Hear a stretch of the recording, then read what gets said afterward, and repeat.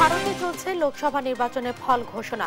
দুই জোটের হাড্ডাহাড্ডির লড়াই, বিজেপি নিরঙ্কুশ জয়ে বাদ সাধল কংগ্রেস। বৈশ্বিক চাহিদা বিবেচনায় 4 বহুমুখীকরণের আহ্বান প্রধানমন্ত্রীর, জীবনমান উন্নয়নে শ্রমিকদের সহায়তার আশ্বাস। উপজেলা নির্বাচনের চতুর্থ ধাপের ভোট কাল, কেন্দ্রে কেন্দ্রে পাঠানো হচ্ছে সরঞ্জাম, নিরাপত্তায় থাকবে আইনশৃঙ্খলা বাহিনী। পাহাড়ি ঢল ও বৃষ্টিতে সিলেট অঞ্চলে বন্যার অবনতি, সুনামগঞ্জে 5 উপজেলায় নিম্নাঞ্চলের সড়ক প্লাবিত, দুর্ভোগে মানুষ। এবং কৃষি বাজেটে বরাদ্দ বাড়ানোর তাগিদ, কমাতে হবে মধ্যস্বত্বভোগী দৌরাত্ম্য, বিশেষ গুরুত্ব দেওয়ার কথা বলছেন প্রতিমন্ত্রী।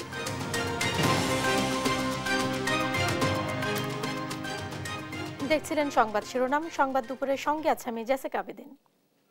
ভারতে 1.5 মাসেরও বেশি সময় ধরে চলা লোকসভা নির্বাচন শেষে চলছে ফল ঘোষণা। স্থানীয় সময় সকাল 8টায় শুরু হয় এই গণনা। গণমাধ্যমের সবশেষ খবর বলছে 296 আসনে এগিয়ে আছে বিজেপির নেতৃত্বাধীন এনডিএ জোট, বিপরীতে 227 আসনে এগিয়ে কংগ্রেস নেতৃত্বাধীন ইন্ডিয়া জোট। এক ঝাঁক তারকা প্রার্থী সহ 8360 জন প্রার্থীর ভাগ্য নির্ধারণ হচ্ছে আজই। টানা তৃতীয়বার কি সরকার গড়বে নরেন্দ্র মোদীর বিজেপি, নাকি কংগ্রেসের নেতৃত্বে বিরোধী ইন্ডিয়া জোট ফিরবে ক্ষমতায়, সে হিসেব মিলবে আজই। বিস্তারিত জানাচ্ছেন রায়হান কবির শুভ্র। ভারতে 1.5 মাসেরও বেশি সময় ধরে চলা নির্বাচনী কর্মযজ্ঞ শেষে চলছে ভোট গণনা। স্থানীয় সময় সকাল 8টায় শুরু হয় এই ভোট গণনা। ভোটের ফলে এখন পর্যন্ত এগিয়ে আছে নরেন্দ্র মোদীর এনডিএ জোট। তবে শক্ত লড়াইয়ে নিজেদের অবস্থান ধরে রেখেছে বিরোধী জোট ইন্ডিয়া। প্রথম দিকে এই দুই জোটের ব্যবধান বেশ বড় হলেও আস্তে আস্তে তা কমে আসছে। গণনার এ অবস্থা বলে দিচ্ছে মোদী এবং তার জোট 4 শতাধিক আসনের যে আশা করেছিল তাতে জল ঢেলেছে কংগ্রেস। ভোট গণনার শুরুতে ঝড় তুলেছেন ভারতীয় জাতীয় কংগ্রেস নেতা রাহুল গান্ধী। লড়াইয়ে নামা 2 আসনে অনেক এগিয়ে তিনি। এর মধ্য দিয়ে ভারতের লোকসভা নির্বাচনে 2014 সালের পর এই প্রথম আবারও শতাধিক আসনে এককভাবে জয়ী হতে যাচ্ছে দেশটির সবচেয়ে পুরনো রাজনৈতিক দল কংগ্রেস। বিজেপিকে টপকে পশ্চিমবঙ্গে এগিয়ে মমতার তৃণমূল, আর কংগ্রেস 2টি আসনে এগিয়ে থাকলেও এখনো কোনো আসনে আশা দেখছে না সিপিএম। এ রাজ্যে 42 আসনে 507 জন প্রার্থীর ভাগ্য নির্ধারণ হবে। ভোট গণনা হচ্ছে 55টি ভোট কেন্দ্রে। এ লক্ষ্যে জোরদার করা হয়েছে নিরাপত্তা। গণনা কেন্দ্রের 200 মিটারের মধ্যে জারি করা হয়েছে 144 ধারা। থাকছে 3 স্তরের নিরাপত্তা ব্যবস্থা। जो रूल बुक है उसका पालन अक्षरते करें, मतलब एक भी वायलेशन नहीं होनी चाहिए, अदरवाइज खैर नहीं है। 100% আশাবাদী মমতাদের উন্নয়ন জিতবে। বিষ্ণুপুর লোকসভায় তৃণমূল কংগ্রেসের বাস শিওর জিতবে, আপনি লিখে রাখুন। তবে ভোট গণনার শুরুতেই গুরুতর অভিযোগ তোলেন সমাজবাদী পার্টির সভাপতি অখিলেশ যাদব। বিরোধী দলের নেতারা ভোট গণনায় যাতে অংশ নিতে না পারেন সেজন্য তাদের নজরবন্দি করে রাখা হয়েছে বলে অভিযোগ করেন তিনি। इतने सुबह बुलाने पर आप सभी यहाँ पर आए हैं, हालांकि चुनाव खत्म हो चुका है। বিজেপি নাকি কংগ্রেস, কারা গঠন করবে নতুন সরকার, ভোট গণনার মধ্য দিয়ে এগিয়ে চলছে সে হিসেব নিকেশ। রায়হান কবির শুভ্র, নিউজ ডেস্ক, দেশ টিভি। দর্শক, ভারতের সবশেষ নির্বাচনের ফল ঘোষণা চলছে। এ নিয়ে আলোচনা করতে আমাদের সঙ্গে স্টুডিওতে আছেন সহকর্মী লুৎফর কবির। লুৎফর, দেশ টিভি স্টুডিওতে আপনাকে স্বাগত জানাচ্ছি। লুৎফর, সকাল থেকে তো ভোট গণনা চলছে, নির্বাচনের ফলাফল ঘোষণাও চলছে, তো সবশেষ দলগুলোর কি পরিস্থিতি আপনি জানতে পেরেছেন? ধন্যবাদ। বিশ্বের সবচেয়ে বড় গণতান্ত্রিক দেশ ভারত, এই দেশেই আসলে লোকসভা নির্বাচনে ভোট গ্রহণ চলছে 543টি আসনে। এত বড় স্টেটে এত বড় একটা দেশে ভোট গ্রহণ চলতেছে যেখানে সবার চোখ আসলে ভারতের দিকে, বিশেষ করে বাংলাদেশের জন্য একটা বড় একটা একটা ঘটনা, কারণ আমাদের সঙ্গে ভারতের অনেক বিষয়ই সম্পর্ক থাকে। এবং এই যে নির্বাচনটা চলছে এখানে আপনার 543টা আসনে 272টি আসন আসলে পেলে একটা দল সংখ্যাগরিষ্ঠতা পারবে এবং তারাই সরকার গঠন করতে পারবে। এখন পর্যন্ত যদি আপনি দেখেন সবশেষ ফলাফল, আমি কিছুক্ষণ আগে যেটি দেখেছি ফল ঘোষণা চলছে, তো সেখানে ধারণা করা হচ্ছিল যে 400 আসনে বিজেপি, মোদী দাবি করেছিল 400 আসনে জয়লাভ করবে। আসলে জরিপগুলো সেটাই বলছিল, এখন পর্যন্ত আমরা সেটি দেখিনি। বিপরীত দেখতে পাচ্ছি যে কংগ্রেস কিন্তু 100 আসনও পাওয়ার কথা ছিল না। ইন্ডিয়া জোটের নেতৃত্বাধীন কংগ্রেস, সেখানে তারা বেশ ভালো একটা অবস্থানে আছে, আমরা সবশেষ যেটি দেখেছি। তো বিজেপি যেখানে আছে আপনার হচ্ছে ইন্ডিয়া জোট পেয়েছে 224টা আর এনডিএ জোট 296টা এখন পর্যন্ত এগিয়ে আছে সবশেষ। এবারও কি ক্ষমতায় আসছেন মোদি? ভোট ফেরত জরিপগুলোতে তো তাই দেখা যাচ্ছে। এ বিষয়ে আপনি কি মনে করছেন? মোদি বরাবরই আত্মবিশ্বাসী যে তিনি আবার ক্ষমতায় আসছেন। জরিপগুলোতেও কিন্তু ঢালাও করে খবর প্রকাশ করে আসছে যে এবারে তৃতীয়বারের মতো হ্যাটট্রিক করতে যাচ্ছেন মোদি, যেটাকে বলা হচ্ছে ভারতের নেহরুর পর তিনি আসলে এই অর্জনটা তারই একমাত্র হতে যাচ্ছে। কিন্তু এখন পর্যন্ত যে লাস্ট ফলাফল দেখা যাচ্ছে সেটি কে আসতে যাচ্ছেন ক্ষমতায় কিছুটা হলো এখন প্রশ্ন দেখা দিচ্ছে। কারণ কংগ্রেসের নেতৃত্বাধীন ইন্ডিয়া জোট কিন্তু বেশ ভালো একটা অবস্থান আছে, সবগুলো গণমাধ্যম কিন্তু সেটি আসলে জানান দিচ্ছে। তারপরও মোদি এখনো এই পর্যন্ত কিন্তু সে যে ধ্যানে বসছিল নির্বাচনের আগের দিন, সে সপ্তম দফায়, এখন পর্যন্ত তিনি এ নিয়ে কোনো কথা বলেন নাই। তো আমাদেরকে আসলে ফল ঘোষণার সবশেষ একদম পর্যন্ত অপেক্ষা করতে হবে আসলে কে আসতে যাচ্ছেন ক্ষমতায়। পশ্চিমবঙ্গের তৃণমূল এবং বিজেপির মধ্যে হাড্ডাহাড্ডি লড়াই তো চলছে। বিজেপি মমতাকে হারিয়ে দিতে যাচ্ছেন কিনা, কি মনে হচ্ছে আপনার? মমতা, এখন পর্যন্ত মমতাকে দেখিনি আজকে তেমন কোনো আভাস দিতে যে তার কি অবস্থা। তবে পশ্চিমবঙ্গে তো মমতা ঘাঁটি বলা চলে তৃণমূলের, সেখানে কিন্তু বিজেপি কিন্তু এবার ভালো অবস্থানে আছে। কিন্তু বিজেপি বলতেছিল যে আসলে এইবার তারাই এখানে বড় কিছু একটা দেখিয়ে দিবে, কিন্তু সেটি আমার মনে হচ্ছে না হবে। সকালের দিকে আমরা দেখেছি যে প্রথমে বিজেপি বেশ ভালো অবস্থানে চলে গিয়েছিল, আবার কিছুক্ষণ পর দেখি যে না, দুপুরবেলাতে দেখি আবার তৃণমূলের অবস্থানে ভালো। তো সব মিলিয়ে তৃণমূল বিজেপি একটা হাড্ডাহাড্ডি লড়াই চলছে, এবং এখানে কিন্তু আমাদের জন্য একটা আছে যে তারকাদের ছড়াছড়ি পশ্চিমবঙ্গে যেখানে সায়নী ঘোষ আছে, দেব আছে, নায়ক নায়িকাদের একটা অবস্থান, ভালো একটা অবস্থান আছে। তারপর আপনি যদি দেখেন বামদের অবস্থানে কিন্তু ভালো নেই। বামদের একদমই, আমি শেষ খবর যাওয়া পর্যন্ত বামদের অবস্থানে দেখেছি 0, তারা কোনো ভোটই সেখানে পায়নি। তো ফল ঘোষণার আগ পর্যন্ত লাস্ট পর্যন্ত আমাদের অপেক্ষা করতে হচ্ছে আসলে কি করতে যাচ্ছে ওয়েস্ট বেঙ্গল সহ পুরো ভারত জুড়েই। লুৎফর, আপনার মতো আমরা অপেক্ষা করছি ফলাফল জানার জন্য। আপনাকে অসংখ্য ধন্যবাদ দেশ টিভি স্টুডিওতে আমাদের সাথে যুক্ত হবার জন্য।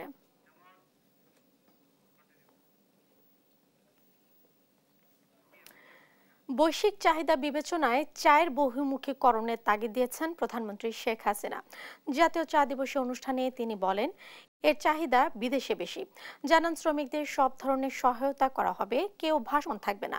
আর পাশাপাশি মালিকদেরও শ্রমিকদের প্রতি নজর দিতে হবে। জয় যাদবের রিপোর্ট।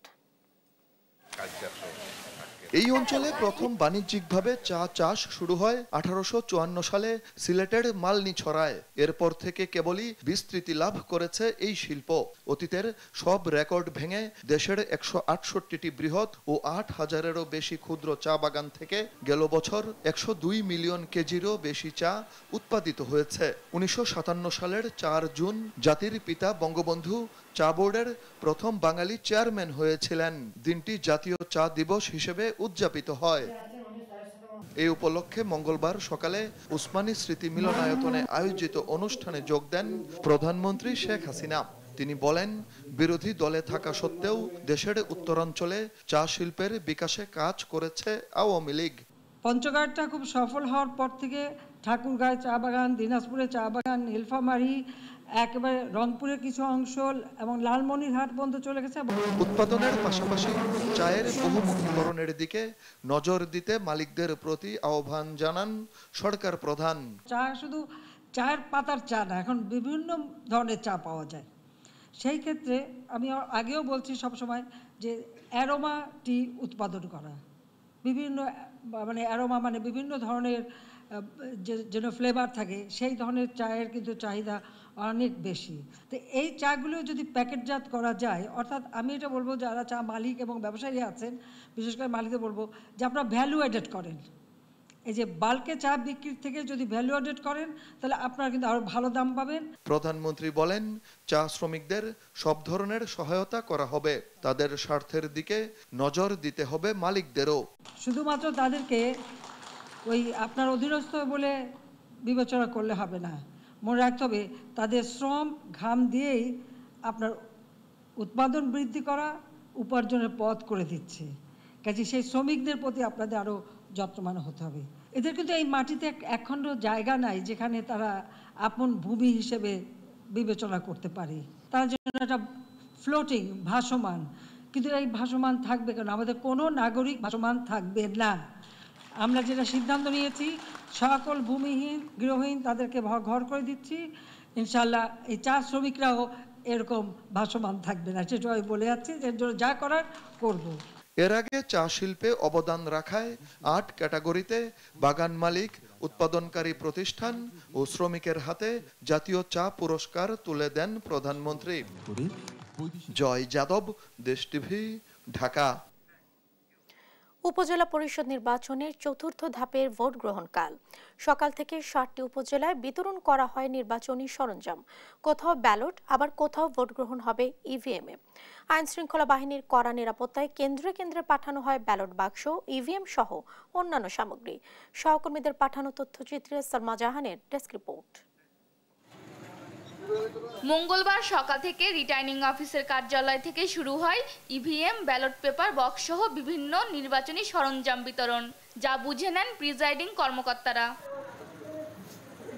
এদিন দুপুর 12টায় ব্রাহ্মণবাড়িয়ায় শুরু হয় ভোটের সরঞ্জাম বিতরণ। একে একে দেওয়া হয় 366টি ভোট কেন্দ্রের ব্যালট বক্স, সিল সহ নির্বাচনী সরঞ্জাম। তবে নির্বাচনের দিন ভোরে কেন্দ্রগুলোতে পাঠানো হবে ব্যালট পেপার। ময়মনসিংহের নান্দাইল, ভালুকা ও গফরগাঁও 3 উপজেলায় বুধবার হবে চতুর্থ দফার ভোট গ্রহণ। এসব উপজেলা 361টি ভোট কেন্দ্রে প্রিজাইডিং কর্মকর্তাদের বুঝিয়ে দেওয়া হয় ভোটের সরঞ্জাম। এদিকে সিরাজগঞ্জের কামারখন্দে ভোট গ্রহণ হবে ইভিএমে। তাই 55টি কেন্দ্রের 385টি বুথের জন্য পাঠানো হয় 523টি ইভিএম মেশিন। পর্যাপ্ত নিরাপত্তা নিশ্চিত করে এসব সরঞ্জাম পাঠানোর কথা জানান সহকারী রিটার্নিং কর্মকর্তা। আগামীকাল যেহেতু ভোট হবে এবং আমরা মনে করি, আশা করছি যে আমাদের প্রত্যাশা যে খুবই সুষ্ঠু সুন্দর পরিবেশে এবং নিরপেক্ষভাবে ভোট হবে এবং শান্তিপূর্ণ পরিবেশে জনগণ স্বাচ্ছন্দ্যে ভোট দিতে পারবে। এদিকে যশোরের শান্তিপূর্ণ নির্বাচন অনুষ্ঠানে সর্বোচ্চ সতর্কতায় আইন শৃঙ্খলা বাহিনী। চিন্তায় বা মারামারি না হয় সেই জন্য আমরা কালকে নির্বাচনের প্রস্তুতি হিসেবে আমরা মালামালগুলো নিতে এসেছি। মোটামুটি প্রস্তুতি ভালো, শৃঙ্খলিত। এ ধাপে 27 জেলার 60টি উপজেলায় চেয়ারম্যান পদে লড়ছেন 251 জন প্রার্থী, ভাইস চেয়ারম্যান পদে 265 জন ও মহিলা ভাইস চেয়ারম্যান পদে 205 প্রার্থী প্রতিদ্বন্দ্বিতা করছেন। বুধবার 5144টি কেন্দ্রে একযোগে হবে চতুর্থ ধাপের নির্বাচনের ভোট গ্রহণ। নিউজ ডেস্ক, দেশ টিভি। উপজেলা নির্বাচনে ভোট গ্রহণে কেন্দ্রে কেন্দ্রে পাঠানো হচ্ছে ব্যালট বাক্স সহ নির্বাচনী সরঞ্জাম। এ বিষয়ে জানাতে সরাসরি যুক্ত হচ্ছেন রংপুর থেকে রফিকুল ইসলাম এবং কুমিল্লা থেকে সুমন কবির। প্রথমেই আমরা যাচ্ছি রংপুরে। রফিক, নির্বাচনী সরঞ্জাম বিতরণের অগ্রগতি কতদূর, সার্বিক পরিস্থিতি আপনি কেমন দেখছেন? আর আইন শৃঙ্খলা বাহিনীর সঙ্গে নিশ্চয়ই আপনার কথা হয়েছে, নিরাপত্তায় তারা কি ধরনের পদক্ষেপ নিচ্ছেন? আপনাকে ধন্যবাদ। আপনি যেমনটি বলছিলেন যে রংপুরের 2টি উপজেলা পরিষদ নির্বাচন আগামীকাল অনুষ্ঠিত হবে, এর জন্য সকল প্রক্রিয়া শেষ করছে এখানকার নির্বাচন কর্মকর্তা বা রিটার্নিং কর্মকর্তা।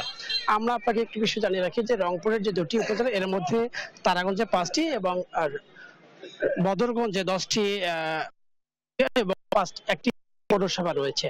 এই যে কেন্দ্রগুলো রয়েছে, এই কেন্দ্রগুলোতে তারাগঞ্জে 55টি কেন্দ্র এবং বদরগঞ্জে 101টি কেন্দ্র। এই কেন্দ্রগুলোতে যে নির্বাচনী উপকরণ, সেই উপকরণগুলো পাঠানো প্রক্রিয়া যে শুরু হয়েছে সেটি আমরা আপনাকে একটু দেখানোর চেষ্টা করছি। একটি বিষয় জানিয়ে রাখি যে রংপুরের এই 2টি উপজেলায় 4 স্তরের নিরাপত্তার ব্যবস্থার কথা বলা হয়েছে। 10 প্লাটুন বিজিবি থাকবে, একই সঙ্গে 10 জন নির্বাহী ম্যাজিস্ট্রেট থাকবে, এছাড়াও স্ট্রাইকিং ফোর্স থাকবে প্রত্যেকটি ইউনিয়নে 1 জন করে। একই সঙ্গে প্রত্যেকটি কেন্দ্রে একজন অস্ত্রধারী পুলিশ সদস্য, অস্ত্রধারী আনসার সদস্য ছাড়া কেন্দ্র ভেদে 7 থেকে 11 জন পর্যন্ত সদস্য এখানে কাজ করবেন। আমি আপনাকে একটু বিষয় জানিয়ে রাখি যে এই যে 2টি উপজেলা, এই 2টি উপজেলায় নির্বাচন অবাধ ও সুষ্ঠু নির্বাচন করতে যে প্রয়োজন সেটি সব আয়োজন শেষ করেছে। তো আমরা এই এখন যেতে চাই কুমিল্লার সুমন কবিরের কাছে, আমরা জানবো সেখানকার সর্বশেষ। আপনি যেটা বলছিলেন, কুমিল্লা যথারীতি আগামীকাল আসলে 5 জুন সকাল 8টা থেকে বিকাল 4টা পর্যন্ত আসলে নির্বাচন অনুষ্ঠিত হচ্ছে প্ল্যাটফর্ম মাত্র 3টি উপজেলা। তবে আমি এখন আছি 14 উপজেলা, যেখানে আসলে নির্বাচন সরঞ্জাম বিতরণ শুরু করেছে। আপনারা জানেন কি কুমিল্লা প্রায় আগামীকাল 10 লক্ষ লোক আসলে সমাগম আছে। 10 লক্ষ লোকের ভোটার প্রয়োগের মাধ্যমে আসলে কুমিল্লার এই কার্যক্রম অনুষ্ঠিত হতে যাচ্ছে। আগামীকাল 3টি উপজেলা 3 জন চেয়ারম্যান নির্ধারিত হবে। তবে আপনি জানেন কুমিল্লা আমি দেখেছি যে নির্বাচনী সরঞ্জাম দেওয়া শুরু করেছেন। এবং আপনি জানেন কি কুমিল্লা যে 3টি উপজেলা রয়েছে। 3টি উপজেলা প্রায় 6,000 উপরে আনসার দায়িত্ব পালন করবেন, পুলিশটা প্রায় 1200-এর উপরে, সেই সাথে 50 জন ম্যাজিস্ট্রেট সহকারে আসলে বিজিবি টিম, 4 প্লাটুন বিজিবি থাকবে। সবকিছু মিলিয়ে বলা যায় কুমিল্লা আসলে শান্তিপূর্ণ ভোট করার জন্য আসলে সকল প্রস্তুতি সম্পন্ন করছে নির্বাচন কমিশন, যথা জেলা প্রশাসন।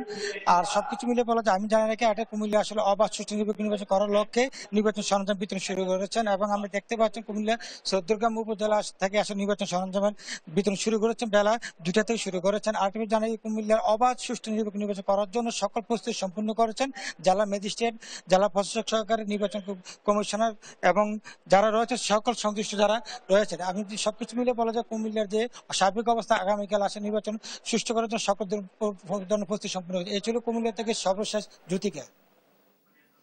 সুমন এবং রফিক, আপনাদের দুজনকে ধন্যবাদ। দর্শক, আগামীকাল উপজেলা নির্বাচনে ভোট গ্রহণ সে বিষয়ে জানাচ্ছিলেন আমাদের সহকর্মীরা। জনদুর্ভোগ লাঘবে দ্রব্যমূল্য কমাতে সিন্ডিকেটের বিরুদ্ধে ব্যবস্থা নিতে সরকারের প্রতি আহ্বান জানিয়েছেন 14 দল। দেশে বিদেশে ষড়যন্ত্র মোকাবেলা এবং সাম্প্রদায়িকতার বিরুদ্ধে 14 দল সক্রিয় বলে জানান জোটের মুখপাত্র আমির হোসেন আমু। দুপুরে স্কাটনে 14 দলের নিয়মিত সভা শেষে এসব কথা বলেন তিনি। সাবেক আইজিপি ও সাবেক সেনাপ্রধানের দুর্নীতির বিষয়ে আমু বলেন, সরকারের বিরুদ্ধে ব্যবস্থা নিচ্ছে, ব্যক্তির দায়ে দল নেবে না জানিয়ে বলেন, এজন্য 14 দল বিব্রত নয়।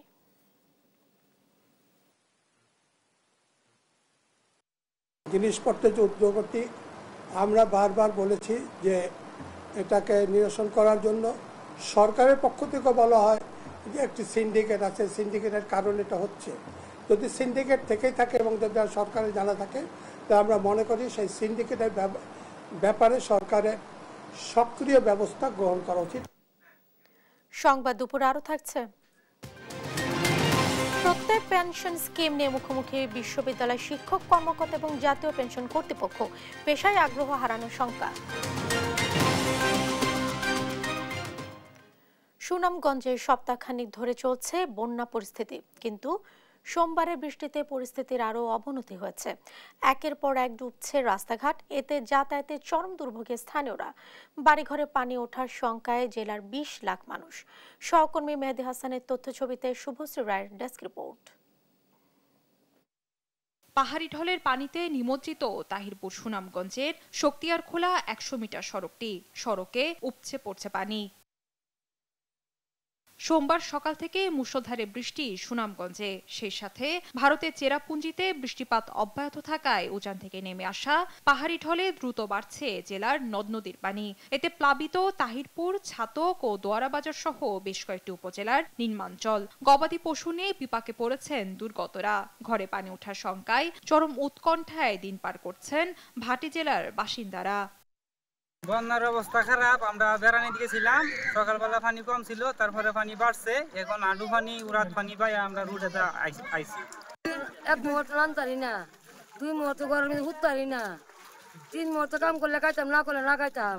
বন্যা তো রাস্তাগুলো তো সাইডেও তো ভাঙতেছে, আমরা তো আবার খুব কষ্ট হয়। চল আরো পানি আরো বাড়তে পারে। একের পর এক ঢলের পানিতে ডুবছে নিম্নাঞ্চলের রাস্তাঘাট। দোয়ারাবাজার উপজেলায় সড়ক তলিয়ে যাওয়ায় উপজেলা সদরের সঙ্গে যোগাযোগ বিচ্ছিন্ন 3টি ইউনিয়নের। এছাড়াও বিশ্বম্ভরপুরে দুর্গাপুর সড়ক ডুবে যাওয়ায় জেলা শহরের সাথে তাহিরপুরের সরাসরি সড়ক পথে যোগাযোগ বিচ্ছিন্ন রয়েছে। ভোগান্তিতে পড়েছেন নিম্নাঞ্চলে প্রায় 2 লক্ষাধিক মানুষ।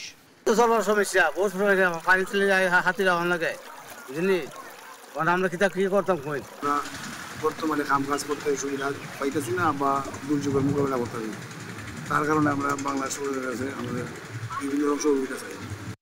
সুনামগঞ্জে মঙ্গলবার দুপুর পর্যন্ত 24 ঘন্টায় 75 মিলিমিটার বৃষ্টিপাত রেকর্ড করা হয়েছে। এতে নদ নদীর পানি 4 সেন্টিমিটার বৃদ্ধি পেয়ে বিপদসীমার 26 সেন্টিমিটার নিচ দিয়ে প্রবাহিত হয়। তবে পানি বাড়লেও দীর্ঘমেয়াদী বন্যার শঙ্কা নেই বলে জানিয়েছে পানি উন্নয়ন বোর্ড। বিপদসীমা অতিক্রম করলে এটা হয়তো প্রায় 48 ঘন্টা বা তারও বেশি সময় স্থায়ী হতে পারে। সেক্ষেত্রে একটু জনদুর্ভোগ বাড়তে পারে এবং তখন বন্যা পরিস্থিতি অবনতি হতে পারে। তো আমাদের আশা করতেছি যদি আমাদের এই বৃষ্টিপাত কমে যায় তাহলে হয়তো এই ধরনের পরিস্থিতি ঘটবে না। জেলা নিম্নাঞ্চলে বন্যার শঙ্কায় অন্তত 20 লাখ মানুষ। নিউজ ডেস্ক, দেশ টিভি। সুনামগঞ্জের বন্যা পরিস্থিতির সবশেষ অবস্থা জানাতে সরাসরি যুক্ত হচ্ছেন সহকর্মী মেহেদী হাসান। মেহেদী, প্রতিবেদনে আমরা যেমনটি দেখছিলাম সুনামগঞ্জের রাস্তাঘাট পানিতে ডুবে গেছে এবং ঘরবাড়িতে পানি উঠেছে, তো সবশেষ কি পরিস্থিতি সেখানে বিরাজ করছে? জেসিকা, আপনি নিশ্চয়ই দেখতে পাচ্ছেন যে সুনামগঞ্জে এখন বর্তমানে রৌদ্রোজ্জ্বল আবহাওয়া, এবং এই রৌদ্রোজ্জ্বল আবহাওয়া হলেই মানুষের মনে একটু আশা জাগে এই তো পানি কমবে, এবং এটি সত্যি রোদ হলে পানি কমে, আবার বৃষ্টি হলে পানি বেড়ে যায় এবং ব্যাপক হারে বাড়ে। কারণ সুনামগঞ্জের পাশেই হচ্ছে একদম সীমান্তবর্তী চেরাপুঞ্জি, ওখানে ব্যাপক বৃষ্টিপাত হয়। সুনামগঞ্জেও গত 24 ঘন্টায় কিন্তু 75 মিলিমিটার বৃষ্টিপাত হয়েছে, যার ফলে সুনামগঞ্জের সবকটি নদীর পানি কিন্তু বৃদ্ধি পেয়েছে। আপনাকে আরেকটি বিষয় জানিয়ে রাখি, সুনামগঞ্জের আজকেও কিন্তু তাহিরপুরের যে সড়কটি আছে সেই সড়কটি কিন্তু পাহাড়ি ঢলের কারণে ডুবন্ত আছে, এবং এই আজকে দ্বিতীয় দিনের মতো কিন্তু সুনামগঞ্জের সাথে সরাসরি সড়ক যোগাযোগ তাহিরপুরের বন্ধ রয়েছে। আমরা কথা বলেছিলাম মামুন হাওলাদার, পানি উন্নয়ন বোর্ডের নির্বাহী প্রকৌশলীর সাথে। তিনি আমাদেরকে জানিয়েছেন যে আগামী 48 ঘন্টা ভারী থেকে অতি ভারী বৃষ্টিপাত হতে পারে, যার ফলে সুনামগঞ্জে বন্যার পরিস্থিতি তৈরি হতে পারে। তবে সেটি বড় কোনো বন্যার সংখ্যা তারা দেখছেন না। তারা বলছেন স্বল্প মেয়াদে একটি বন্যা হলে হতেও পারে। আবহাওয়া অধিদপ্তর থেকে জানানো হয়েছে আগামী 5 দিন সুনামগঞ্জে টানা বৃষ্টিপাত হবে এবং নদীর পানি বিপদসীমা অতিক্রম করবে। তো এই ছিল আমার কাছে সুনামগঞ্জ থেকে সর্বশেষ তথ্য। জেসিকা। মেহেদী, আপনাকে ধন্যবাদ। দর্শক, সুনামগঞ্জের বন্যা পরিস্থিতি সম্পর্কে জানাচ্ছিলেন সহকর্মী মেহেদী হাসান। দেখছেন সংবাদ দুপুর।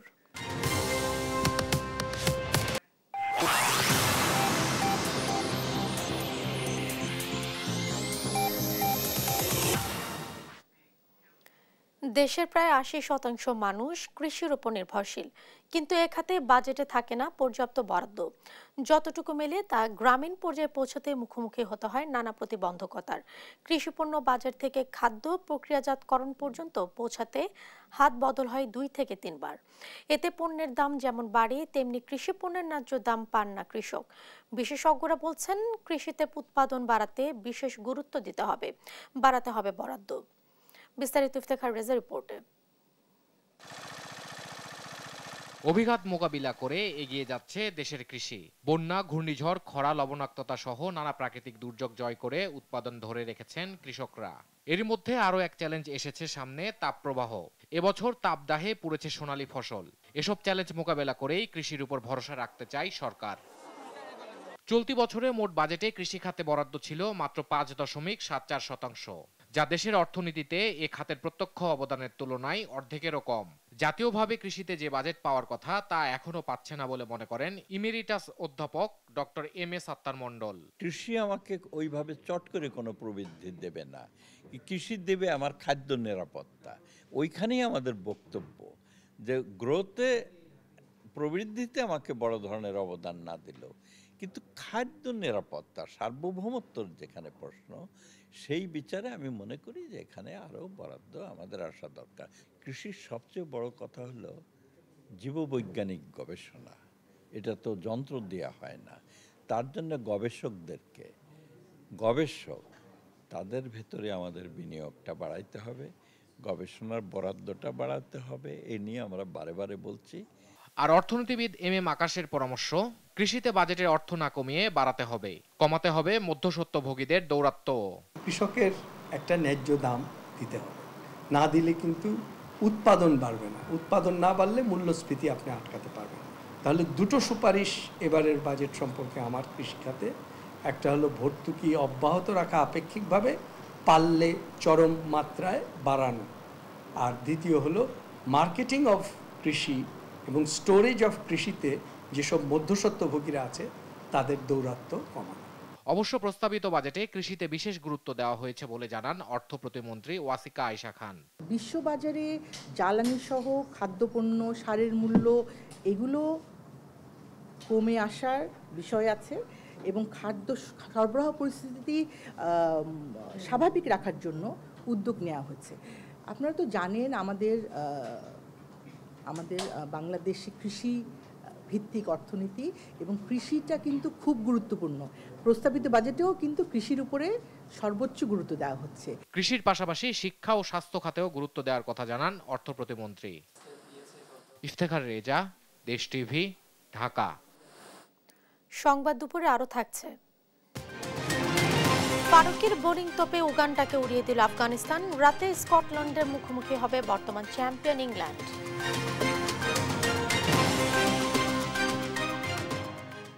স্বায়ত্তশাসিত প্রতিষ্ঠানগুলোর জন্য সরকারের ঘোষিত প্রত্যয় স্কিমে যোগ দিতে চান না বিশ্ববিদ্যালয়ের শিক্ষক কর্মকর্তা কর্মচারীরা। তাদের দাবি নতুন পেনশন ব্যবস্থায় বৈষম্যের শিকার হবেন তারা। এতে শিক্ষকতা পেশার প্রতি আগ্রহ হারাবেন মেধাবীরা। আর জাতীয় পেনশন কর্তৃপক্ষ বলছে না বুঝেই বিরোধিতা করছেন শিক্ষক কর্মকর্তারা। মাজহারুল ইসলামের বিশেষ রিপোর্ট। 2023 সালে সরকারি চাকরিজীবী ছাড়া দেশের নাগরিকদের জন্য প্রগতি, সুরক্ষা এবং প্রবাস নামে সর্বজনীন পেনশন ব্যবস্থা চালু করে সরকার, যা সেই সময় ব্যাপক আলোড়ন তোলে। চলতি বছরের মার্চে প্রত্যয় নামে আরও একটি স্কিম ঘোষণা করে জাতীয় পেনশন কর্তৃপক্ষ, যার আওতায় আছে স্বশাসিত, স্বায়ত্তশাসিত সংবিধিবদ্ধ প্রতিষ্ঠান। তবে এর তীব্র বিরোধিতা করছেন সংশ্লিষ্টরা। এর বিরুদ্ধে মানববন্ধন ও বিক্ষোভ মিছিল করছে পাবলিক বিশ্ববিদ্যালয়ের শিক্ষক কর্মকর্তা কর্মচারীরা। তাদের অভিযোগ, এমন সিদ্ধান্তে উচ্চশিক্ষার উপর নেতিবাচক প্রভাব পড়বে। কর্মকর্তা কর্মচারীরা বলছেন সরকারের একটি বিশেষ গ্রুপ বিশ্ববিদ্যালয়ের বিরুদ্ধে ষড়যন্ত্র করছে, যা মেনে নেবেন না তারা। এর বিরুদ্ধে আমরা অবস্থান নিয়েছি এবং ঢাকা বিশ্ববিদ্যালয় সম্মানিত শিক্ষক কর্মকর্তা কর্মচারী কেউ এই পেনশন ব্যবস্থা মেনে নেবে না। বিদ্যমান সুবিধায় পারিবারিক পেনশন সুবিধা পেয়ে আসছি, সেই পেনশন সুবিধাকে কর্তন করে কেন আবার প্রত্যয় স্কিমের মধ্যে অন্তর্ভুক্ত করা হবে, এটা আমরা মানি না। শিক্ষকরা অভিযোগ করেন এমন সিদ্ধান্ত শিক্ষা ব্যবস্থার উপর নেতিবাচক প্রভাব ফেলবে। বৈষম্যের শিকার হবেন শিক্ষক কর্মচারীরা।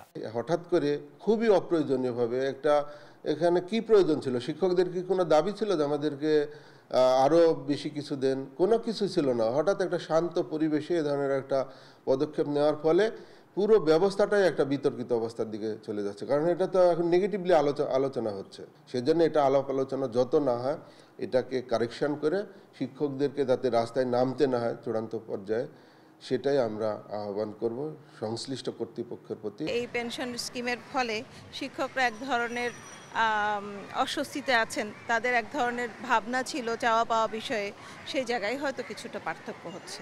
আর বিশ্ববিদ্যালয় শিক্ষক ফেডারেশনের মহাসচিব মনে করেন বিশ্ববিদ্যালয়ের শিক্ষকদের জন্য আলাদা স্কিম দেশের উচ্চশিক্ষার বিরুদ্ধে ষড়যন্ত্র।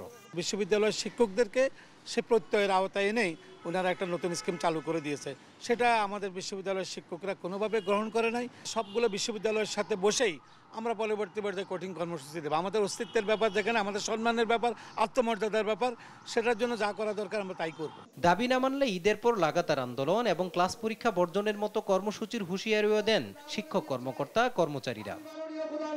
মাজহারুল ইসলাম, দেশ টিভি, ঢাকা। দেখছেন সংবাদ দুপুর। প্রথমে টার্গেট ঠিক করে বাসা ভাড়া নেওয়া হয়, এরপর সখ্যতা করে স্বর্ণালংকার পরিষ্কার করে দেওয়ার কথা বলে সবকিছু লুটে নিয়ে যায় চক্র। রাজধানী সহ দেশের বিভিন্ন এলাকায় ভাড়াটিয়া সেজে স্বর্ণালংকার সহ মূল্যবান সামগ্রী হাতিয়ে নেওয়া প্রতারক চক্রের মূল হোতা আলী হোসেন সোহেলকে এক নারী সহযোগী সহ গ্রেফতার করেছে র্যাব। ভাড়াটিয়া সেজে স্বর্ণালংকার সহ মূল্যবান সামগ্রী হাতিয়ে নেয়া প্রতারক চক্রের হোতা আলী হোসেন সোহেলকে এক নারী সহযোগী সহ গ্রেপ্তার করেছে র্যাব। সুনির্দিষ্ট অভিযোগের ভিত্তিতে নরসিংদী থেকে তাদের গ্রেপ্তার করা হয়। মঙ্গলবার সকালে র্যাব মিডিয়া সেন্টারে সংবাদ সম্মেলনে সংস্থাটির আইন ও গণমাধ্যম শাখার পরিচালক কমান্ডার আরাফাত ইসলাম জানান, প্রথমে টার্গেট ঠিক করে বাসা ভাড়া নেয় তারা। সখ্যতা গড়ে স্বর্ণালংকার পরিষ্কার করে দেওয়ার কথা বলে সবকিছু লুটে নিয়ে যায় তারা নিজেদেরকে স্বর্ণকার বলে পরিচয় দিয়ে তাদের কাছে রক্ষিত স্বর্ণালংকার কিংবা ইমিটেশনের যে গহনা আছে সেটা পরিষ্কারের একটা নমুনা তারা প্রদর্শন করে।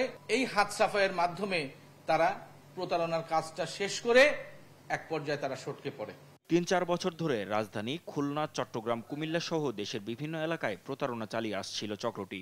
ভাড়াটিয়া হিসেবে তারা নিজেদেরকে সেখানে ভাড়া নেবার একটা কাহিনী সাজাতো। তারা দুজনেই এবং তাদের সাথে আরো ৭-৮ জন মিলে এই প্রতারণার কাজটি গত ৩-৪ বছর ধরে করে আসছে। চক্রের অন্যান্য সদস্যদের ধরতে অভিযান অব্যাহত থাকবে বলেও জানান র্যাব মুখপাত্র। মাহমুদ হাসান, দেশ টিভি, ঢাকা। রাজধানীর সূত্রাপুরের আশিকুর রহমান খান অপু হত্যা মামলায় 2 আসামি মঞ্জুরুল আবেদিন রাসেল ও নওশাদ হোসেন মোল্লা রবিনের মৃত্যুদণ্ড বহাল রেখেছেন আপিল বিভাগ। একই সঙ্গে হাইকোর্টে খালাস পাওয়া ইফতেখার বেগ ঝলককে আমৃত্যু কারাদণ্ড এবং মোহাম্মদ আলী মুন্নাকে যাবজ্জীবন কারাদণ্ড দেন আদালত। মঙ্গলবার প্রধান বিচারপতি ওবায়দুল হাসানের নেতৃত্বে 4 বিচারপতির আপিল বেঞ্চ রায় দেন। এ মামলার বিচার শেষে 2012 সালের 13 মার্চ ঢাকার 1 নম্বর দ্রুত বিচার ট্রাইব্যুনালের বিচারক শাহেদ নুরুদ্দিন 2 আসামিকে মৃত্যুদণ্ড এবং 4 জনকে যাবজ্জীবন কারাদণ্ড দেন। 2008 সালের 23 মে সন্ধ্যায় নিজ বাসায় সন্ত্রাসীদের হামলায় নিহত হন অপু। অপর 2 ভাই প্রাণে বেঁচে গেলেও চিরতরে পঙ্গু হয়ে যান তারা। দেখছেন সংবাদ দুপুর।